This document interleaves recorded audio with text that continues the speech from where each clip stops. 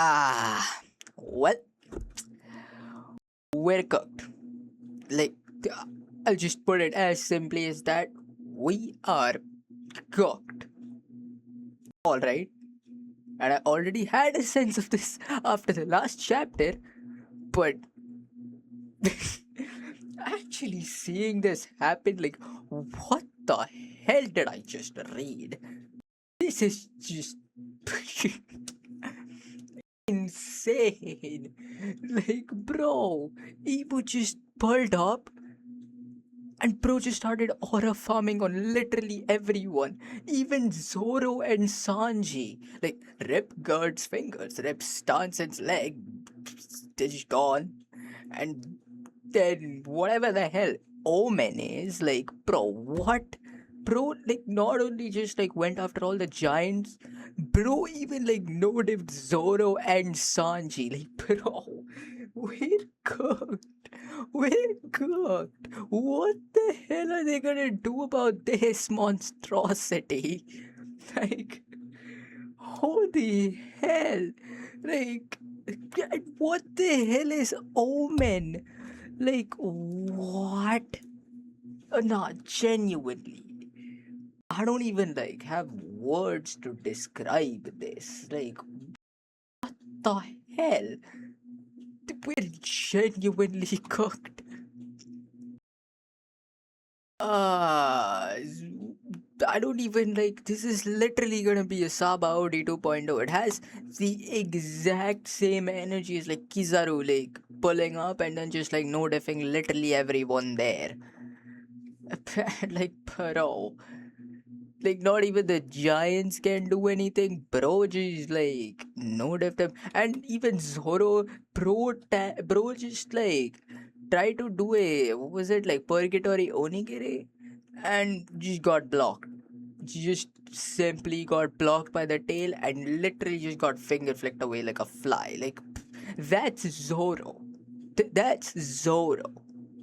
That's not even like the random fodder giants. Like, that's not even random side character giants. That's Zoro, a Yonko commander tier character. And bro just got finger flicked away. Like, I knew Emu was gonna be overpowered as hell. But like, this is genuinely way more insane than anything I could have ever expected. I thought they were gonna at least put up some kind of a fight. Like, even Sanji, like, bro tried to like kick him or something and just got reverse kicked instead. Like, bro. And not to mention, bro just has wings. Like, what he's designed to, and like Emu's character designed to, is just like insane. That like halo of rings, which I'm assuming that's whatever the hell Omen is, because like he's using it on the other characters and getting the same like ring, but like his ring has eyeballs. Ah, I wonder what that's like. I wonder what that's about. Like, I thought we finally knew more about Emu's powers, but I guess there's just more. There's more. There's more random stuff. And I'm just now seeing this. There's like a that's the cover, one of the Covenant logos on his cape. Like, bro, what do we even do against this? What the hell do you even do against this? Like, I thought we finally knew Emu's powers, all the covenants and stuff, Domidiverse, which honestly just seemed like an extension of the covenants. But now, bro, is just using even newer powers that, like, whatever the hell Omen is. I'm gonna assume that's like a power boost, because, like, both Summers and Killingham just, like, seem hyped about it. And, like, man, I don't know why, but that like one shot of like Emu and Summer standing there, it really reminds me of that like one shot in Marineford of Whitebeard standing next to Luffy.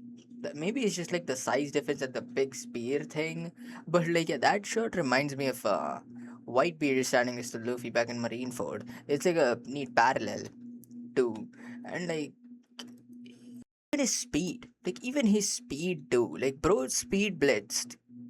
Like bro, literally like speed blitzed good. Like before, genuinely bro just appeared, and then literally just like speed blitzed took Summers and like chopped off Gert's fingers before she even like realized anything. Like bro, what? Like bro, how fast is this guy? Like, and I mean, now we have more of a size comparison. He's definitely like white beard size. He's more like white beard size. He's not full on giant, but he's not full on down to human either. He's kind of like white beard, Len Kaido, that size character. So like, well, I mean, yeah, I guess that doesn't matter because bro is just no diffing everyone here. Like, what do we even do? And like, bro, this guy just like comes in and just starts aura farming. Just starts aura farming. But overall, yeah, this episode didn't really have any like lore. It was literally just more of emu just aura farming on everyone. Like, and this definitely reminds me of the fight against Kaido a lot. Like where uh Kaido like just even this has some parallels to old fights too. Like obviously like the one with Sabaody I mentioned earlier with Kizaru pulling up and notifying everyone. There's also like the parallel against Kaido. Kaido just pulled up in Wano and just like one shot Luffy. Is the same kind of situation here. Bro also looks like Kaido here, like with the horns and stuff. Like if you look at Kaido's hybrid form, I think you can like connect a pretty good resemblance to like Emu's this form. But like I don't think that's like a big panel or anything, which brings me back to Gunko. Which brings me to Gunko, that ice cube, like Gunko is in. So like because like when Gunko was frozen in the ice cube, she was like possessed by Emu.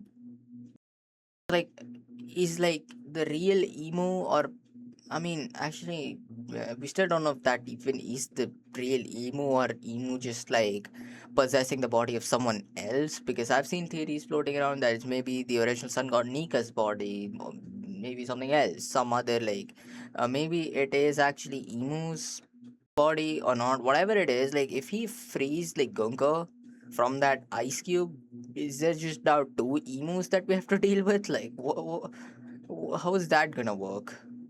That's also a question in my head right now. So yeah, these things are not going too well for the crew. We are cooked. Like we're gonna need to pull another escape, but this time I don't even know how. Like I don't even know how you would escape from that.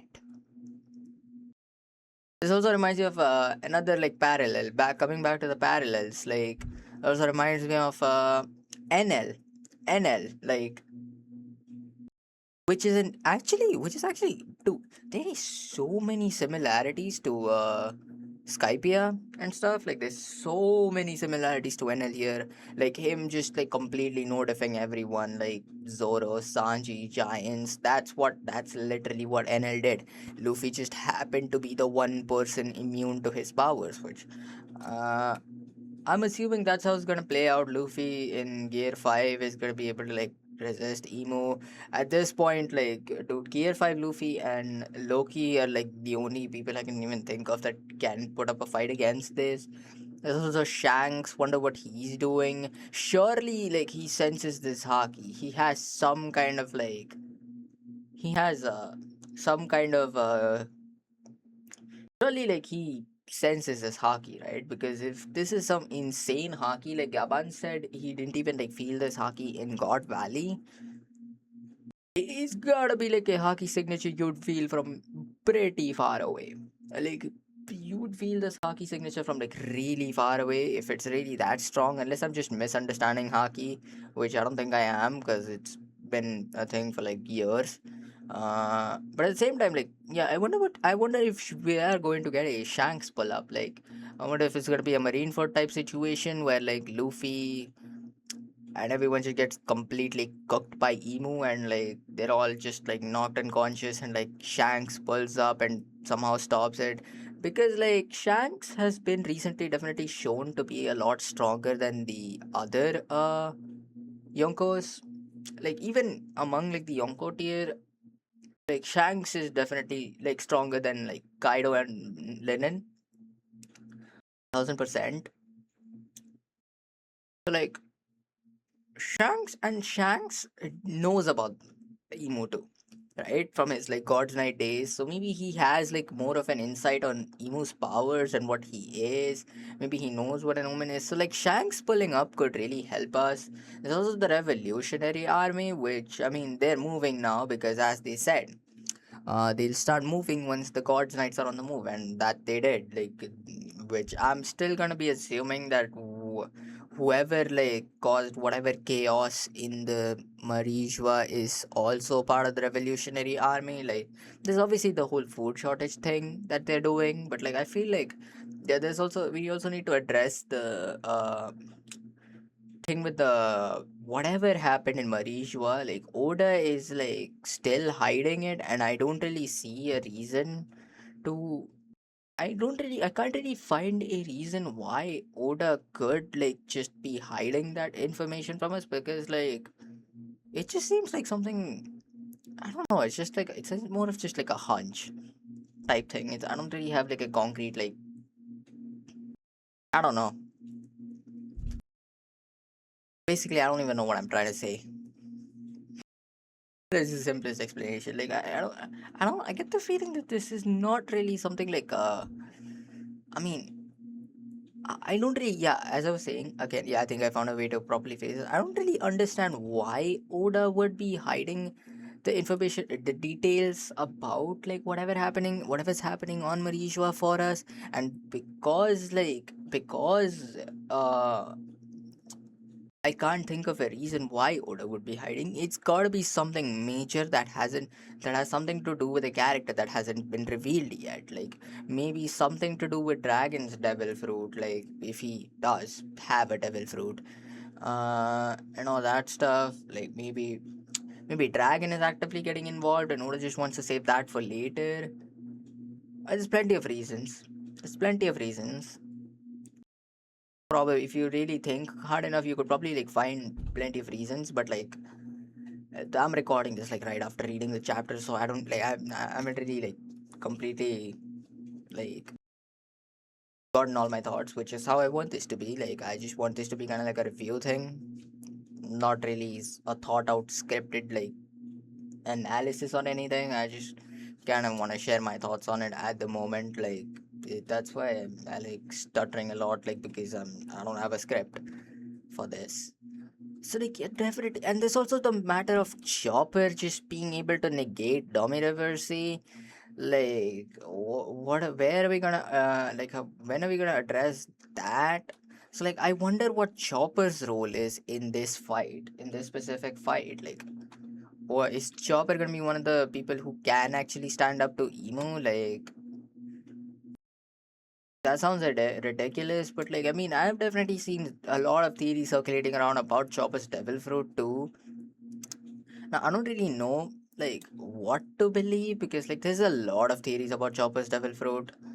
Yeah, they're all kind of valid, but like at the same time, I guess like for me, I just like wait for whenever that is revealed. I think like definitely some kind of Chopper reveal is incoming because it is just strange that he's just able to negate Tommy Reversi. Like obviously Zoro pointed out maybe it's just because you're a good doctor, but that's kind of an unsatisfying explanation for me.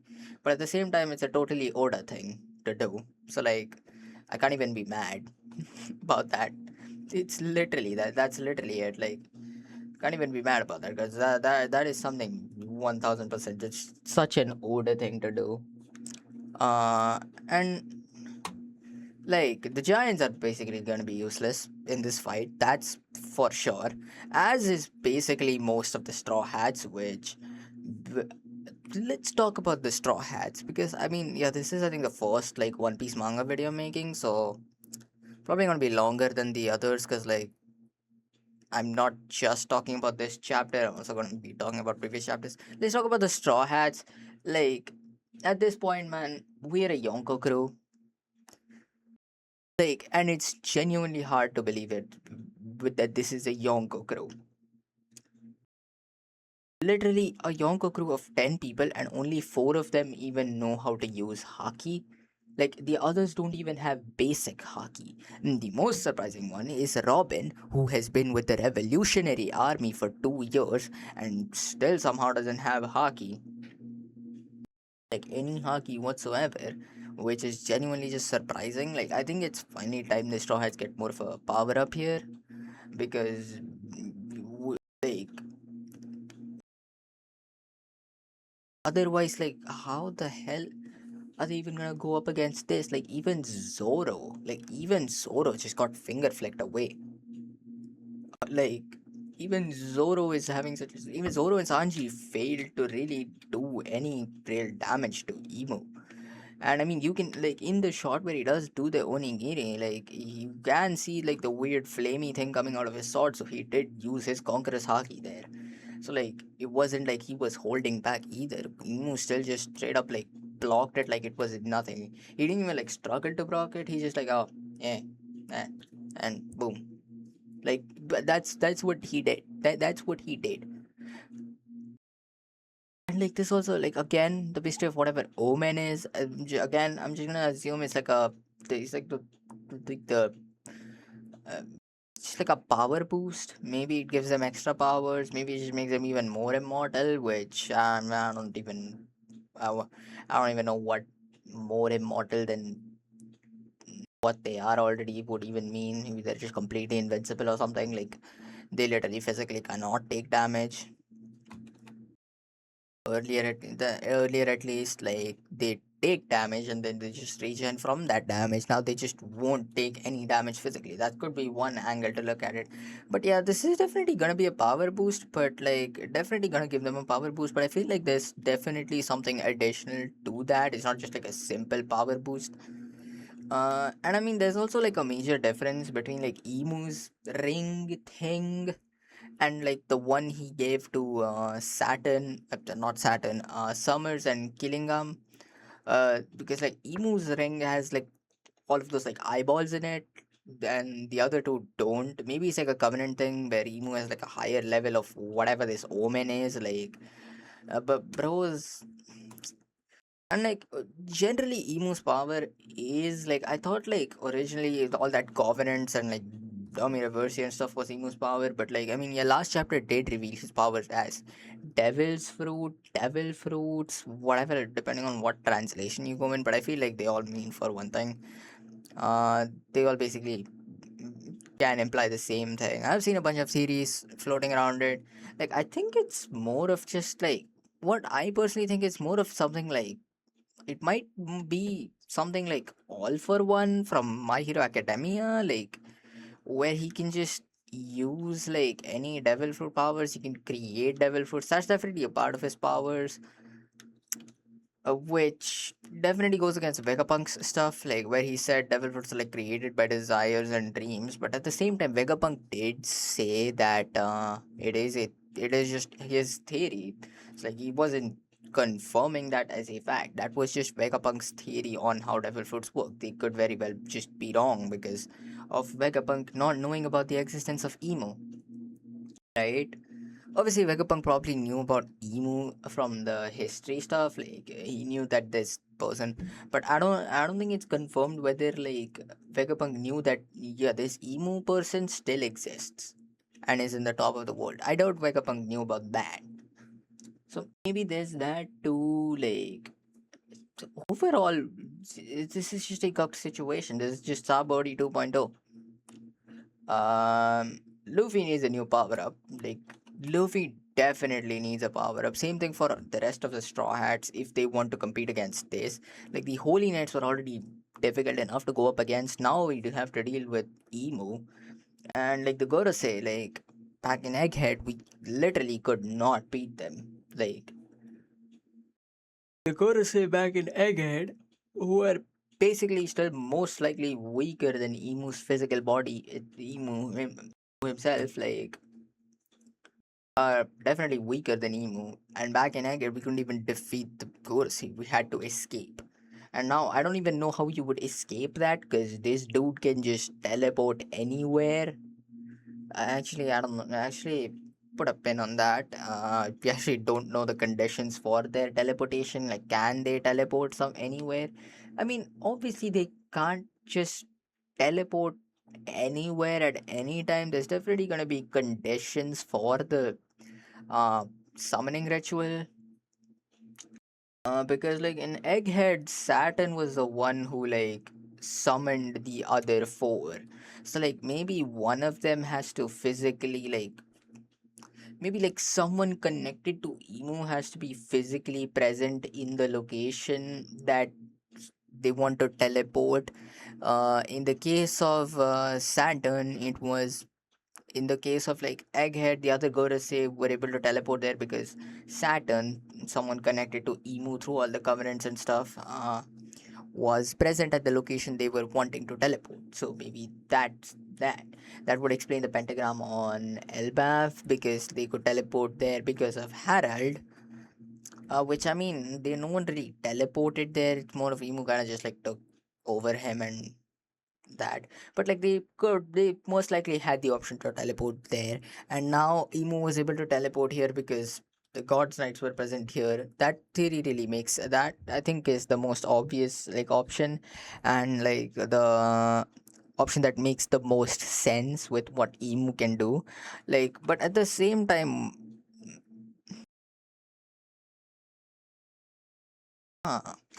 like I genuinely wonder what other powers he has. There's obviously like the teleportation. There's the covenants, which like I mean I feel like the covenants are linked to the teleportation in a certain way, or like they might be different things. But like I don't know. There's the covenants, there's the teleportation, the summoning ritual thing, and then there's the blanking on the name, Domi Reversi, which I think is might just be like an extension, might just be part of the covenants rather than its own separate like thing. uh and then now there's whatever this omen is, which definitely seems to be something entirely different and not something that's connected to like covenants and like all that stuff. This definitely seems to be something completely different. I wonder what other like powers he has. Like, there's also like that grimoire he pulled out, like back when he was possessing Gunko's body, back when he first possessed Gunko's body. Like I think right before the flashback started. That was a while back. There's also that. I think that's just like he just like summoned a book from somewhere. I think that's what that was. And then on top of that, like can you come back to Emu's like design here? Like in the first page of like the chapter, Emu's like top part has like all these like dots on him, but like in certain shots he doesn't. Like in and I don't know, like one of the later pages, like I don't know, maybe if it's just like the camera angle or like something else, but like in that shot you can't really see the dots. I mean, I think that might just be like a writing mistake or like some kind of like printing error that might not just have anything to do with the actual like plot related thing. But maybe it could. I'm just like pointing that out. Maybe it could. Uh, and like that also like brings me back to